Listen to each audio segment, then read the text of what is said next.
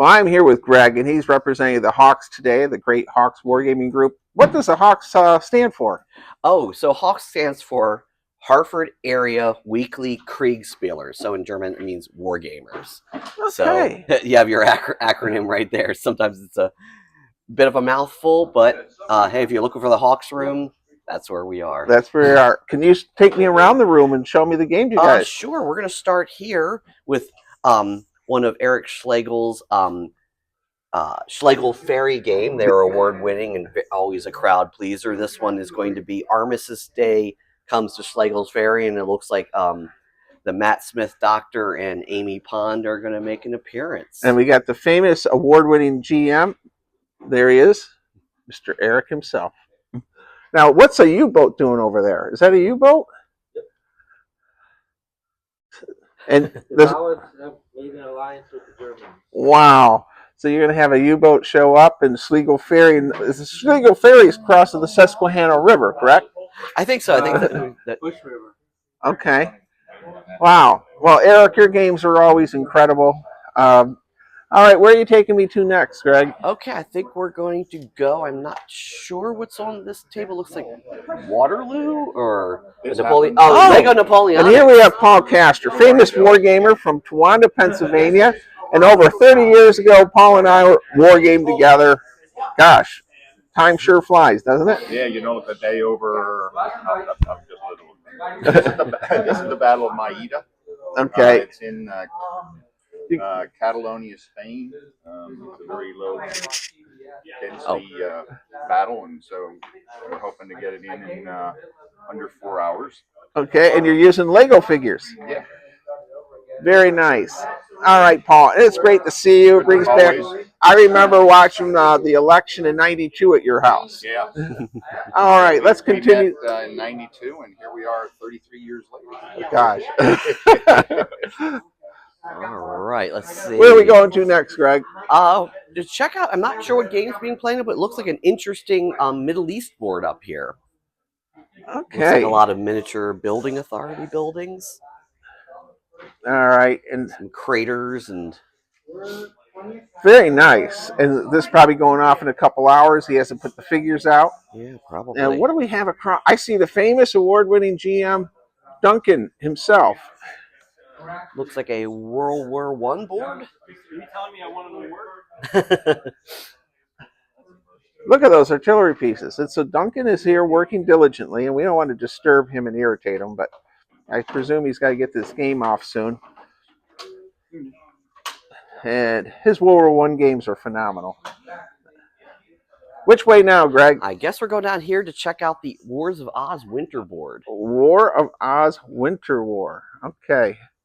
Well, can you tell me a little bit about the War of Oz? So Wars of Oz is a collaboration between Old Glory Miniatures and Buck Surdu.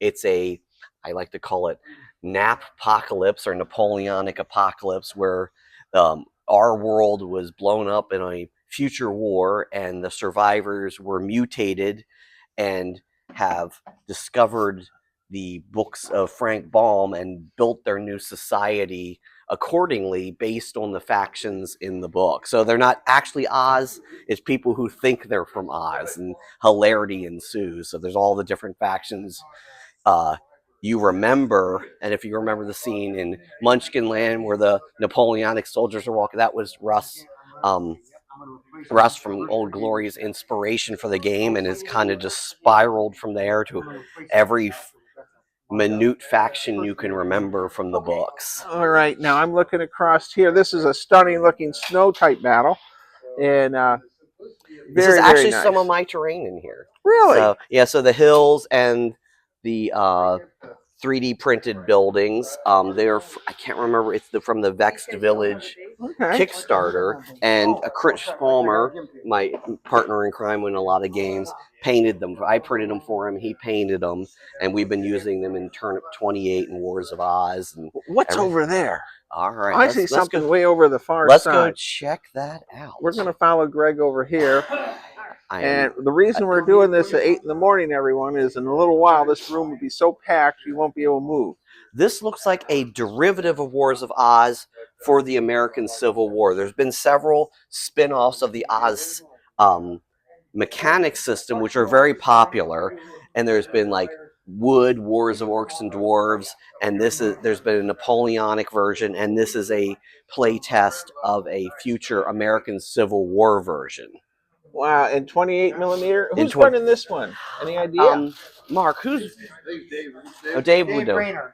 Okay. He's doing the Civil War version of. Yeah, of the Wars of Oz. You can see it's still the Wars of Oz sheets, but it's American Civil War units. All right. So just and phenomenal figures, like everything at the Hawks is always pristine. And then I see something over here. This is Buck Serdu's epic jungle board. I believe he's running a World War II early war Bataan game between the Japanese and the Americans. And what's he using? Combat Patrol. He's using Combat Patrol. And Combat Patrol is a unique system. They use playing cards instead of dice in a way. And so once they had it down, show the and there they are. And you can look up Combat Patrol by Buck. And you have vehicle cards based on stats that the cards correspond to, and then you have unit cards. It's a very, very flexible system. You can run anything in the Black Powder era up through Star Wars and whatever else. We've used it for almost everything. Very nice. And then over here we have some Stuarts. 3D printed Stuart tanks that Buck made. Okay, and the Stuarts here, my Uncle Richard drove a Stuart tank. All right, we'll get out of Buck's way because he's getting ready to run this game, but it is a phenomenal looking table. And it's neat to see early war. I see so many World War II, late war games, and everyone wants to drive a Tiger tank. You can even see the period correct American troops. And they're wearing the Doughboy helmets, right? Yep.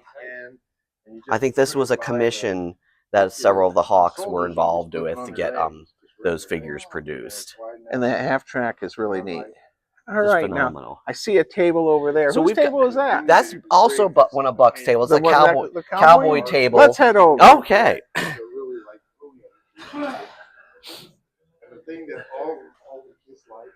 Wow, we're heading over to the next table. Buck is such a famous GM, by the way. I had to stop and hit the tanks, Greg. Oh, no, we're good. All right. All right. I was distracted by Buck's tanks. It's easy to get distracted by the tanks. The camo patterns. What's going on here? This is another one of Buck's tables. He did 2 tables for everyone's use, and it's gotten heavy use this convention. This one is actually my game. So Buck's Terrain, but I'm doing a game for 7TV from Crooked Dice, and that system is it's really not happening. You're filming a TV show. So in this case, I'm doing an episode of the 1960s Avengers with where's Mrs. Peel? Mrs. Peel's right here. We got John Steed here. Because I know for a fact Mrs. Peel is Kevin of the Chuckleheads, Colonel Hansel. He just loves Mrs. Peel. So all right, take me around the town a little bit. So what happens is this is an abandoned theme park outside of London, the Old West, and they've taken the novelty train ride in to see some ne'er-do-well happenings going on. So evil secret agents are evil secret agents, Russian agents dressed as Wild West civilians are doing some nefarious deeds within the town, and the Avengers and the British intelligence are coming in to figure out what's going on. It uses the 7TV system.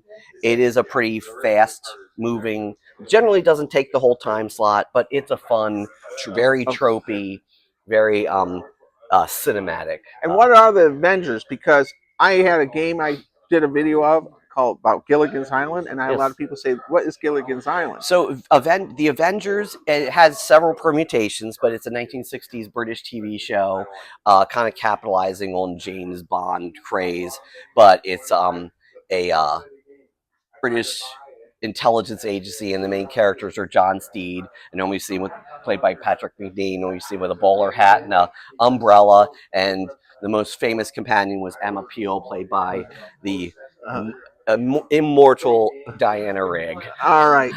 I think we hit everything. How would you like to close this out, Greg? So if you're here at Fall in Lancaster at the Wyndham Host, please come by the Hawks room.